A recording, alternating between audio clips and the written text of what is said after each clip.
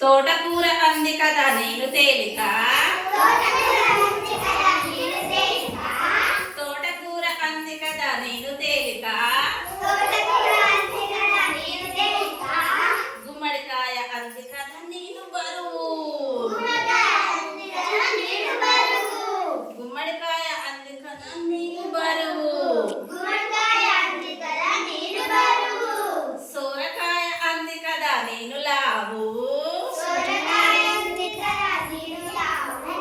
సోరకాయ అంది కదా నేను లావు,